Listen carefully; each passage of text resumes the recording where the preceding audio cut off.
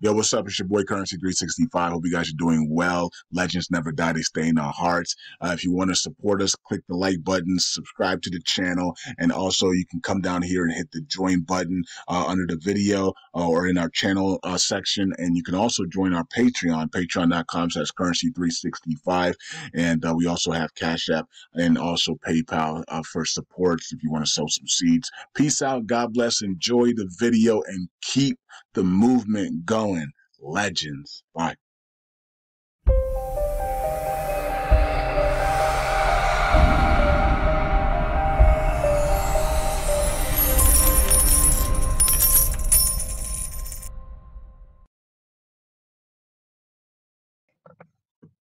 All right. Greetings. Welcome all. Welcome to Dorsey Resource. Thank you for joining me. This is my first time back in a while. I want to say thank you to all my loyal subscribers so far, those who've continued to stay loyal to the channel, those who continue to rock with me. Very big shout out to you. Today it's going to be something different. I was going to discuss politics. I've often received this question in the past, since we live in a politically charged society right now here in America with the upcoming election with Donald Trump versus the new Democratic presidential nominee, Kamala Harris, as Biden is stepping down. I'm interested in seeing who she's going to pick as her vice presidential candidate. They say she has secured enough delegates, and very interesting. So today, to get on the topic, I titled it along the lines of am I a Democrat, moderate conservative, libertarian, or independent, something like that. Because I was having a discussion with a friend of mine and some other people, and I've always said, when it comes to being a registered voter, if I was registered to vote, you only have so many options. Every time election time comes around, I hear these heated debates, discussions you may have with your family, your loved ones. But I've always felt that if you are registered, yes, I think it is important. And I'm not here, let me give a disclaimer that I'm not here to basically tell you who to vote for, who to pick, who to choose. By the way, let me make that clear. These are just my opinions. By the way, as I've given my opinions in the past, it may come off that way. Yes, I have my preferred choice, by the way. But at the end of the day, because I'm not registered, technically, I'm not a registered voter. I don't have any skin in the game. In case you all don't know, some people may think that's being a hypocritical. But my friend, who is a Republican that does pay attention and, stays abreast, commended me for actually being very astute, to being very aware of a lot of the political issues. And I don't claim to be an expert when it comes to history. I do know a lot. I am very well studied to a certain regard. I would say more so than your average. But I think there's those out there I consult with that are more knowledgeable than me, historically wise. And I'm still learning. I don't claim to be a know-it-all. But I have meticulously read documents, and I've looked at parts of history and the reasons why the so-called African-American black population predominantly votes Democrat versus Republican, by the way. But you've always had, contrary to popular belief, for a very long time, you've always had a demographic of African-Americans, black Americans, that have always voted Republican, or what you call conservative, by the way. So just wanted to get my way in. The topic was along the lines, am I a Democrat, moderate conservative? Would I be an independent? Would I be a libertarian? So I just wanted to answer that question. Well, formerly, I used to be registered many years ago as a Democrat until 2004. In case some of you all don't know, I participated in the first election that I voted for. I voted for presidential candidate Al Gore at the time. And I didn't really know the reason why I voted. I didn't understand. I just remember asking my father years ago when I heard Democrat and Republican. He said, we always vote Democrat. We're Democrat. But I didn't know technically at the time, I didn't understand the policies, the differences. I've heard rumors growing up in the black community that Democrats are for poor people, Republicans are for the rich. And as I've learned as an adult and looking at policies and things, I think that could be further from the truth. You have a lot of Democrats, as my friend pointed out, who are very wealthy, and some and many are wealthier than Republicans, by the way. Like you take, for example, Charlemagne the God from the Breakfast Club, who backs presidential candidate Kamala Harris. He doesn't live in the hood anymore. If he used to, he doesn't live, or, you know, these people, it's funny, they identify or want to become black all of a sudden. But these people live in very upscale neighborhoods in the black community will be considered white, white Caucasian, or more money than your typical average black American. But yet they accuse Republican Party of being the party for the rich, the party of, you know, that is doing all these things and stuff like that. But I think it's important for people to pay attention to the policies that's being pushed. Take the man and woman out of the equation. This I told one friend, the way I look at it, if another Democrat gets in office, these are some things that I know for sure. If a Democrat wins, take out whether it's a man or woman, whoever running, but whoever gets in there, if a Democrat wins, and this is a reason I'm gonna say I lean more to the right, but I'm gonna answer the question. So I used to be registered as a Democrat. I canceled my voter registration in 2004. And I learned many years later, as I've got more into politics, I kind of jumped ahead a little bit. So just bear with me. I used to wonder what liberal was, or what it meant to be liberal as well. And then I've heard about progressive. There's different variations. You can only fit so much in the YouTube title. By the way, you have these other variations, but the liberals, from what I know, or the progressives, they're all associated with basically the Democratic Party, even though there's variations in between. Like just like you have the radical left, you've got the far right. I guess that would be the equivalent of the radical left would be the far right, by the way. So that evens out, you know, despite what you hear from the mainstream media, tends to favor the liberal, progressive, or Democratic side. By the way, the corporate bought off mainstream media that's worldwide appears to favor, at least over here in America, when I watch the news, they tend to favor Democratic, liberal, progressive candidates, even if some of them are even on the radical left versus what they accuse of the far right. As you see, I'm drawing the distinction to keep it fair. But if I was registered, I probably would be along the lines of a libertarian. But the problem is that when you have, you know, you go through the process like the primaries before you get to the main meat and potatoes, the main electoral election, you have to have the primaries, and you've got something a little bit prior to that. You have candidates that have to, you know, raise enough money, and if they don't, they drop out in time. So it dwindles down. So you don't have a lot of choices. And I notice you have sometimes you'll have libertarian candidates or independent candidates or even candidates for the Green Party. But they always, every election, they never get enough votes to beat out the Republicans or Democrats. It's like the majority of people vote Democrat or Republican. So you're forced to pick a side, and it can get more complex than that. I've heard about, you know, you live in certain places where you have to vote straight ticket, straight down. That's something I'm not going to try to explain. I'm not an expert at, just being honest with you guys. I don't know it all, but I have saw the reports. That's not my forte. I didn't go to school for political science. But however, I do know, I have a friend that did, and he's a historian, by the way, just like two of my other friends that are very, very well studied. I would say they're stronger in history versus myself. I consult with, to be fair, I told one friend of mine, and I said there could be biases in between because people have their favorites even historically, but for the most part, my friends are very fair. We can look at things objectively from the outside looking in. One of my friends mentioned he played devil's advocate with me. He taught me how to kind of play it years ago. That's where you intentionally take the opposite side, and we'll have a debate or discussion about how we feel personally, about certain issues. My friend knows I'm passionate about reparations, but I know even in the current political landscape today, that Democrats don't even support reparations. It's hard.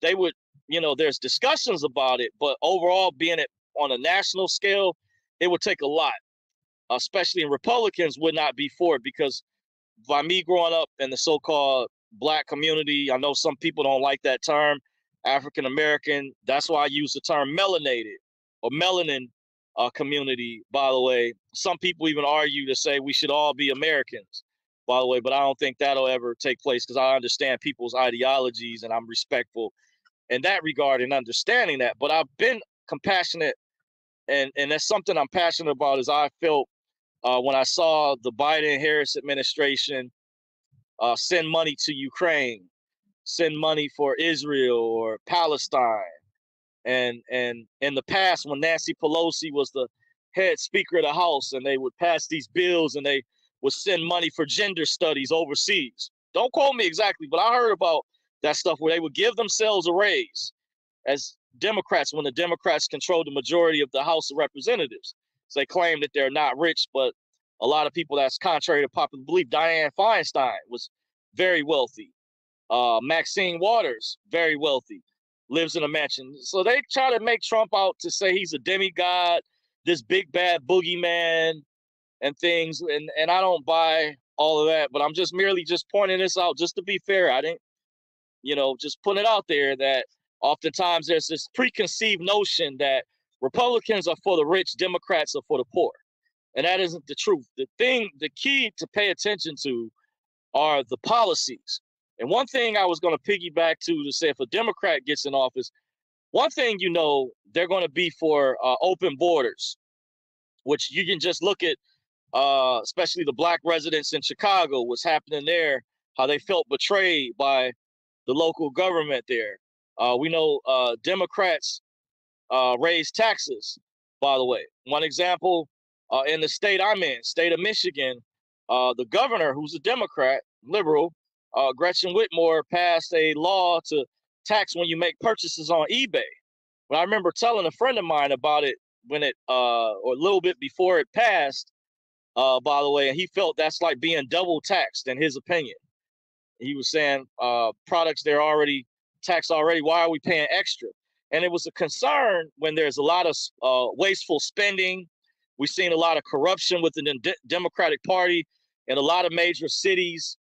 Their neighborhoods don't look the same, in my opinion, as middle class or people who vote Republican, especially in the black community. The neighborhoods, there's certain demographics, they're torn down. I know if a Democrat gets in office, they're going to they plan on defunding the police. That's been one of their agendas. They're going to get rid of religious protections, I was informed, by the way. Kamala Harris is going to get, because I heard a pastor down in Atlanta was trying to argue that Kamala Harris had more biblical principles than Trump, and that you should vote for her because he knew who her pastor was, but he didn't know who Trump's pastor was if Trump claimed to be Christian. But here's the thing. Democrats support same-sex marriage. Democrats support abortion, which is killing.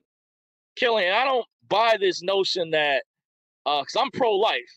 Now, as I looked at it and analyzed it, that a certain number of women, I think a small amount that dies, in my opinion, you can look at the actual statistics from giving childbirth.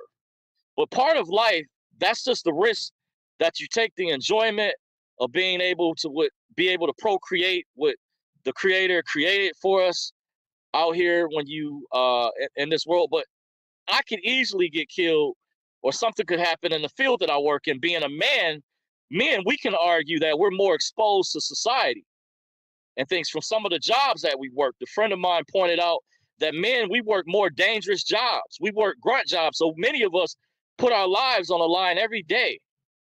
And if I wanted to, let's say, use the victimhood mentality or the grievance industry, I could say as a black man, we face even more dangers and things if I wanted to make that argument.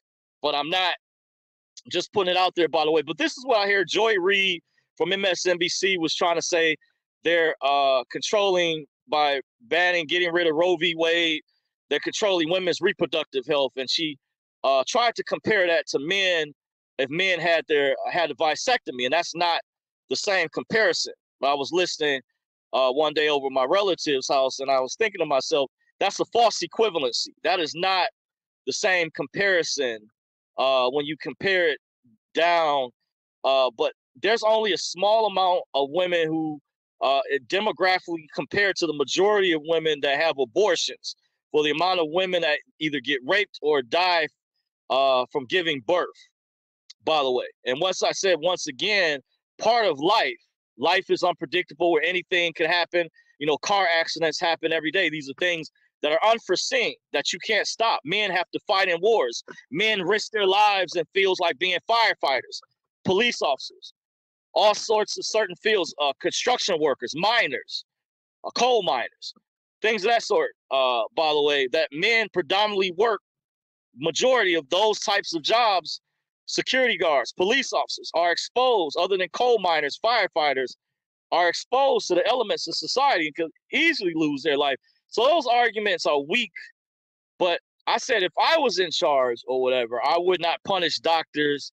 By the way, it's like when you get into the politics, it's like each side has to go to extremes. I think Republicans and Democrats do this in terms of specific policies, or once a law gets passed. Like I would never punish doctors if I was in charge. If it was illegal for them to practice that, for those who still wanted that, I wouldn't practice that. But I would prefer, protecting life over destroying life overall. But there are exceptions to the rules. Okay, I will come from a demographic. If a woman is raped, that's a traumatic experience that I could not imagine as a man. I would make an exception for if she decided to do that. Maybe could you put the child, if you prefer for the child to live, it would be a good option. Put it up for adoption. You have that option if you can put it up for adoption.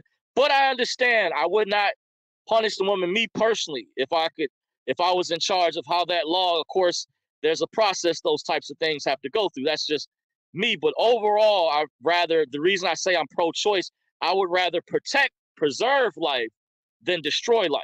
And one thing I can tell you about Democrat, liberal, progressive, their policies are more so for destroying life. That's why they're pro-choice, having the ability to kill and murder innocent babies when lives are formed less than, at least six months in, and prior to that, the formation of the fetus and things. After so many weeks, you have a live being inside of another person.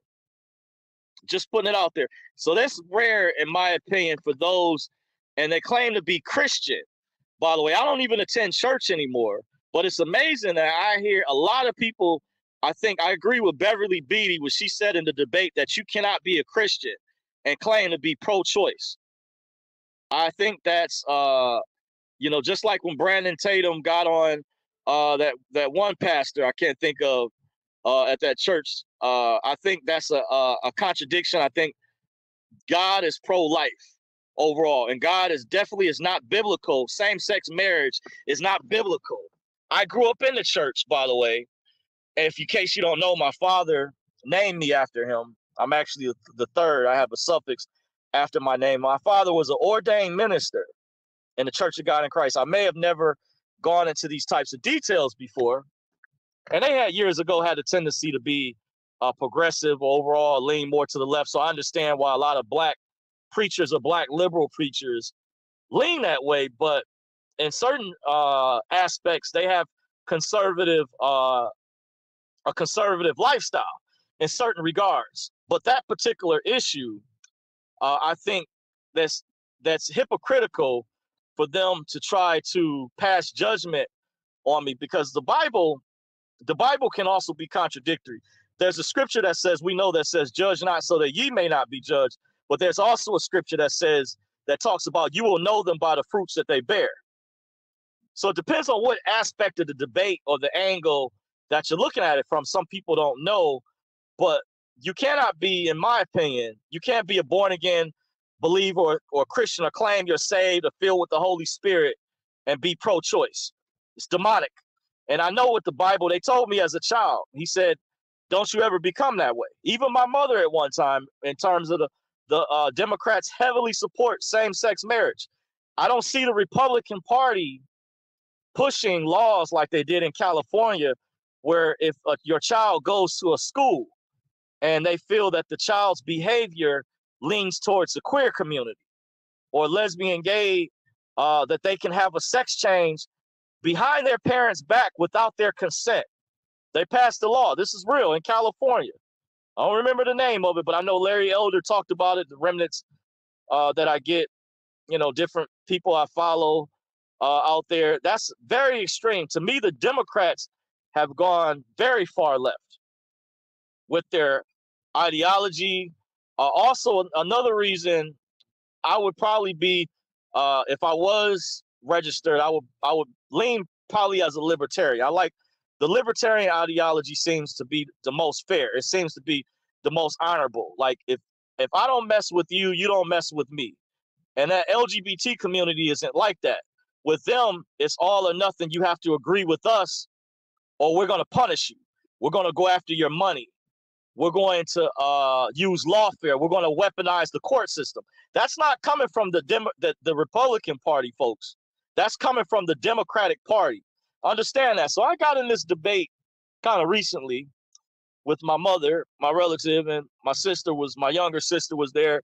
And I said, this is the reason why I understand clearly the reason why I lean more to the right confidently. And if I was a registered voter as a black man, it would be an easy choice.